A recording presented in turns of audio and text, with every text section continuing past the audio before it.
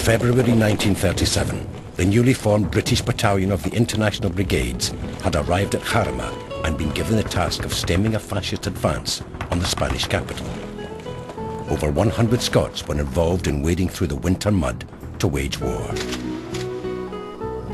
Today, all in the Jarama Valley is peaceful and thistles grow proudly among the poppies, nature wildly and yet appropriately marking the area where 35 Scots fell.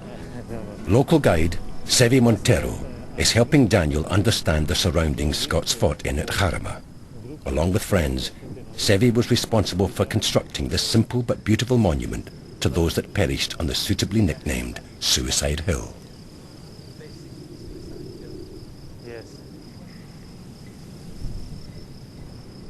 The International Brigade didn't go to Spain to win a war.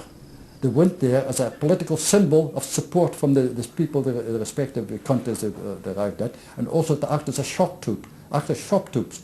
We were put into positions where we'd actually take the blunt of the battle temporarily, and then the rest of the Spanish army were coming behind that for to try and stabilize things like that. That's the idea behind it. The Battle of Jarama was an almighty slog that set the fault lines for this most bloody of conflicts. There were so many mistakes made at that time, you know. The slaughter was terrific in Jarama. The ill-prepared and under-equipped British battalion was left dangerously exposed at Jarama. In the first week of fighting, their entire machine gun company was ambushed and captured by General Franco's Army of Africa, the Moors. Among them was Jimmy Maley, a Glaswegian volunteer who died in 2007 at the age of 99. Caught short, he took a toilet break in an olive grove. Somebody came up with, it was like stewed apples and sort of that big shank of ham that you slice up all the time, you know. Chris and I ate a dozen of that. But on the second day everything was quiet and we were there and we heard not this time, we could hear the firing sort of over the side at the back and retreating all behind it all. And after eating all these apples, I needed to do what I needed to do, and I was out and back in all the groves. I realised that the leaves were falling down the top of me and I could hear the bullets. And the big leaves were falling down the top of my head. Well, we couldn't go back, we couldn't go back. We just stuck there. Well, we kept that middle bit clear. They might have been going down each side of the distance going behind, but that middle was blocked until they started to shell us in the third morning, and that was it.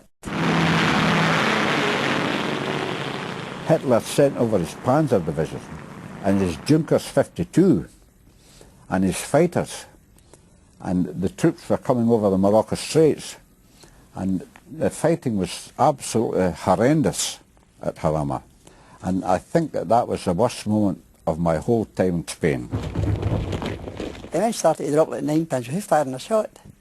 Never saw the enemy. They were just dropping and running up. I would say that in the first 100 yards we run, there must have been about a fourth of the battalion dropped. Most of them had dropped and died. They were at my side, but you didn't know whether they were just falling down or they got to sleep with it. You didn't see a horrible death. Yes, it was just a natural. We had no time to bother about anybody dying or falling down. We had to get up there. I mean, any time for to stop and bother about somebody, even if it was their brother. It was hilly country. Something like the Sidlaws outside Dundee, maybe like the hills round about here. You're either going up a hill or down a hill.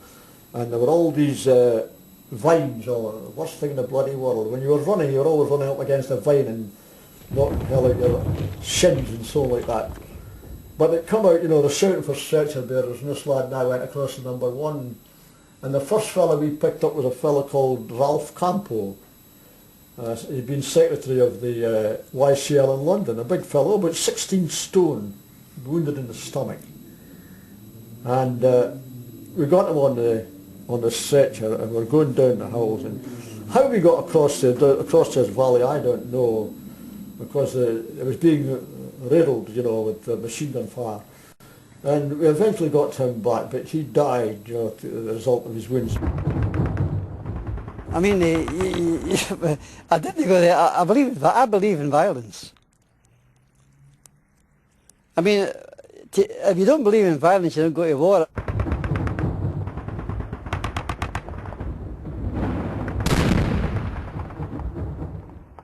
The next thing was the Arabs on horseback were there and were surrounded.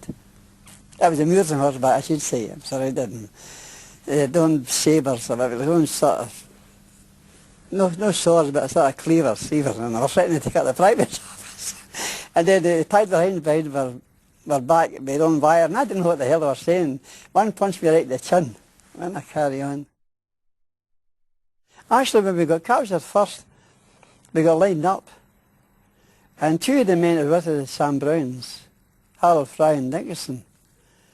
I don't know if they'd been in the regular army or not, but they pulled Dickinson out first. He was first in the line, and two Moors walked up, put their rifles to his, and it was like a man's brain opened up, just like somebody doing that. His brain, just like opening up a shutter. And the next man, somebody shouted, "Don't shoot, they're British, they're English." And he stopped, and we all got shot. Dickinson was just unlucky, he was first.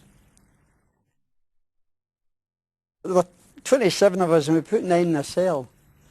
And it's a small cell, and the toilet was in a corner, and we come in, it was the one big plate for the 9 of us, with the hands. This is how we ate. And there was a South African Jew with us in the 9, in our cell. And the Moors came in one time with revolvers. And I was saying, Moro, that means a Moor. I thought he was a Moor. He was like that. And no, me no Moro. But they used to lie down at night time.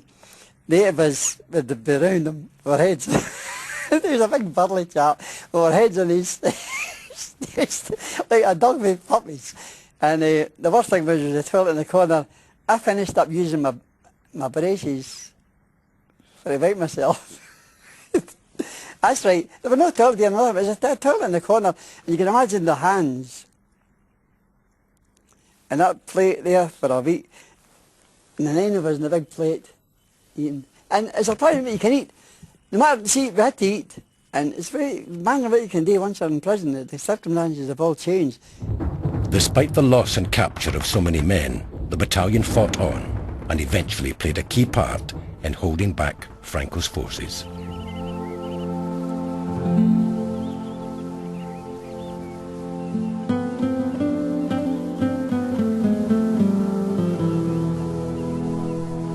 To finally come here to the Jarama Valley is just something else for me, because I've read so much about this battle. I've read so many letters possibly written from these trenches, but to see the lie of the land in the place where Alex McDade wrote his song about this place really is just a different experience, and brings it a lot more home to me than pieces of paper ever really can. It's very, very beautiful countryside, so I dare say the Scots would have felt at home here. But yeah, it's really something. Achieving a stalemate after debilitating and horrific early losses earned the Battle of Jarama legendary status among Scottish volunteers. This was typified by their newly written anthem, penned by Brigadier Alex McDade of Postle Park, Glasgow. There's a valley in Spain called Jarama. It's the place that we all know so well. It was there that we fought for our freedom. It's a place where our brave comrades fell. Now we've left that dark valley of sorrow, and its memories we'll never forget. So before we continue this reunion, let us stand to our glorious dead.